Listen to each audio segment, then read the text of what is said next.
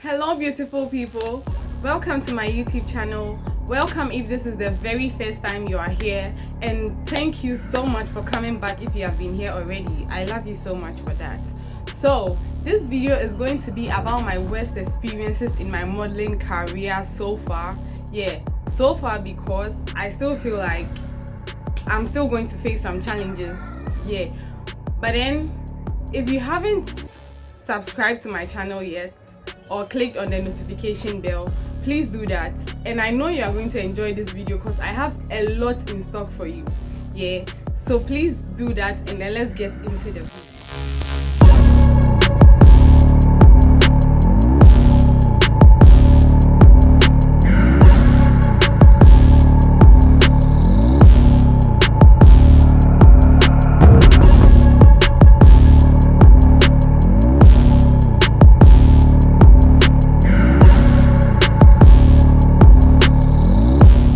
Well, thank you so much for subscribing and then clicking on the notification bell. So my very first problem with modeling in Ghana is anytime you go on set, there is no food. Like, it's not like I'm a foodie, but you know, sometimes you are called very early in the morning and then you leave home without eating. You get it? So when you go there and then there is no food, like, you have to shoot, and then the day is going to be a long day. You have to be working from morning till maybe evening when the shoot is over without food, and sometimes you can barely get water because it's going to depend on the location. Like, that's not nice. We need some food and water to survive. Like, you know, the sun is hot in Ghana, you get it? So we need that energy to be able to work, to bring out the best in us. Okay, that was just by the way. That is not really a problem, even though it is, but that was just by the way. So my very first bad experience that turned me off from being a model was, I think that should be in 2019 or 2018. So my very first attempt to be a model, a shoot was organized for all of us. I don't know if the rest, like, it was the first time for everybody else, but then it was my very first time.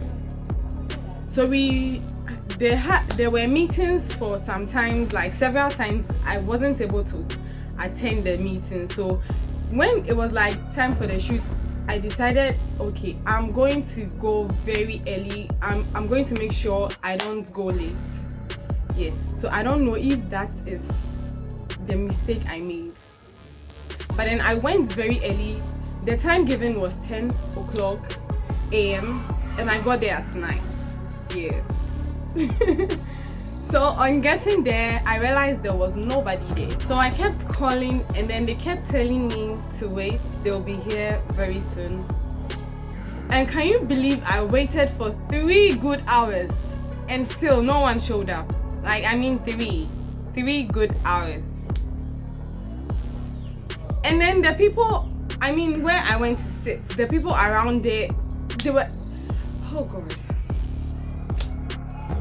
they weren't being so nice to me. So like, my stay over there for those hours were like hell on earth. So I called the person who was organizing the video, and I told him, like, I'm not doing this anymore. I want to go home, okay?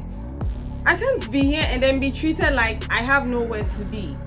And besides, it doesn't seem like anyone is close by, okay? So please, I want to go home.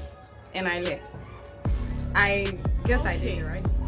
So the second problem is, in Ghana here, you can waste your time, your energy, everything, and go for a shoot, especially like photo shoots.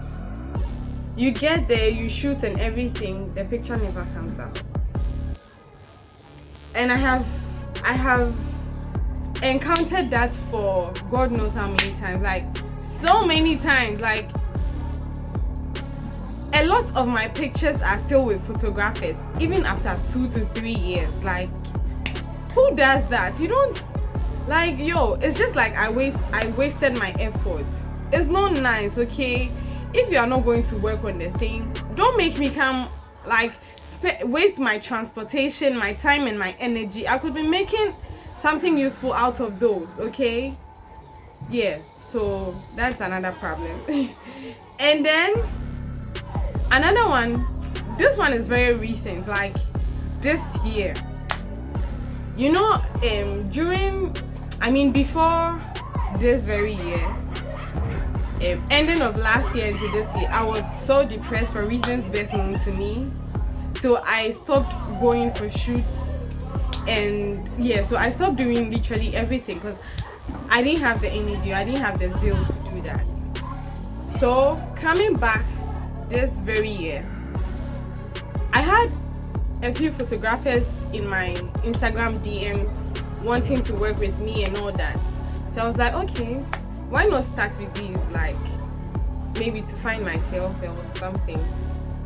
So he messaged me for some time, like we couldn't go on the shoot, and then one time we both agreed that okay, tomorrow will be a good day for us to shoot. So we decided to go. And then God being so good, another gig came in. So I was like, okay, why not? I could kill two birds with one stone. So why not go? And then the second shoot that came in was supposed to be in the morning, and the other one was like something we planned by ourselves, so we could do it in the afternoon or something. So I decided to go for the other one first. So I left home very early because my place is very far from town, so I always leave home early for shoots. So I left home very early, and then when I got close to the location where we are going to be shooting, my friend who gave me the gig called me and told me, Kiki, the shoot is not going to be happening today. I'm like, what? Like, what are you saying? Like, yo, I'm like 2 minutes away from the venue. What are you talking about? So like, I really got bored. Like, yo, as if that wasn't enough for the day, I headed towards the second shoot. I almost got to the second venue, and then I gave the photographer a call, and he told me he forgot we had to shoot. Like, yo, we spoke last night, okay? And I'm not the one who came to, like, you approached me, you texted me. So why on earth will you forget? And to make the matter worse, he wasn't even home or at the studio. Like, is this fair? This is not fair. Like, oh my god. Yeah, so you have to be very strong to be a model in Ghana, because yo, it's not easy. So that day too, I wasted my transportation, my time, my energy, and trust me, I came back home like I was broken. I was you can imagine that. Yo, that's okay. So to the last but not the least, like this particular one, it has been the worst, and I feel like this one, like, nature just wanted to get at me. Like, yo, okay, so, and then like I just figured something out. All the bad experiences has been with photo shoots, not video shoots. Like, why? Like, that means the photographers don't mind me. Yeah? Okay, so this particular one was a shoot my JHS classmates and I organized.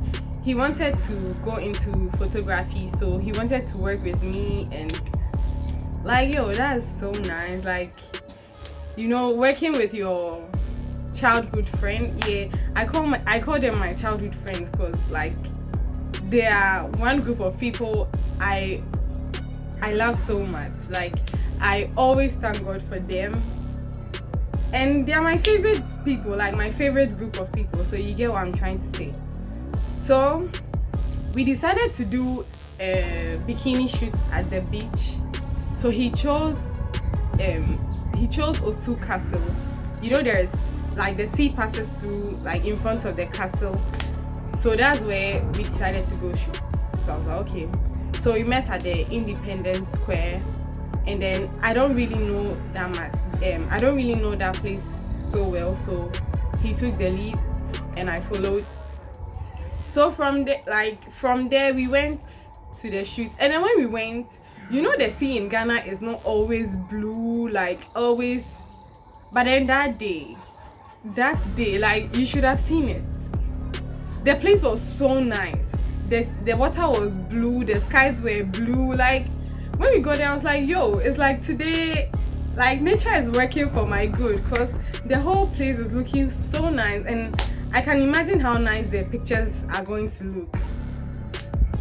So we got there, I changed, started shooting. So, you know, I kept my bag in between a rock. I felt like that should be one of the safest places my things would be. Trust me, it was the worst mistake of my life. So we were shooting and everything. Little did I know that my bag and the stuffs in my bag, like my dresses and my shoes, everything were being washed away by the sea. Can you imagine that? Yo, like, I lost one set of bikini. I lost the very dress I wore to that place. I lost, every single dress in the bag. I lost my phone, and then I lost my phone in my bag. And then, to make matters worse, the phone I was using at that time wasn't mine, because my phone was spoiled, and my little sister was in school, so I was using her phone for the meantime to get mine before she comes back, and I lost that phone. Like, I'm a strong girl. I am so strong. I lost that, so at the end of the day, I had to get my sister a phone and myself a phone. So that day, after everything was lost, the only thing I had on me was my bikini and a scarf, a big scarf. I didn't even want to take along, but then my friend was like, come along with the scarf. So we were actually shooting with the scarf. That's why the scarf wasn't washed away by the sea. So we finished everything, and then I had to change, and then we head home. I started looking, my bag was there, but then I realized my bag was turned upside down, and then you could see traces of the sea and then the sand in it. So that was when I realized, and then I saw my shoe. The shoe I wore to the place. I saw it being washed away, like, in the process. So that was what actually drew our attention to my bag, and then that was what happened. Like, yeah, I know you can't wait to hear what I wore home that day.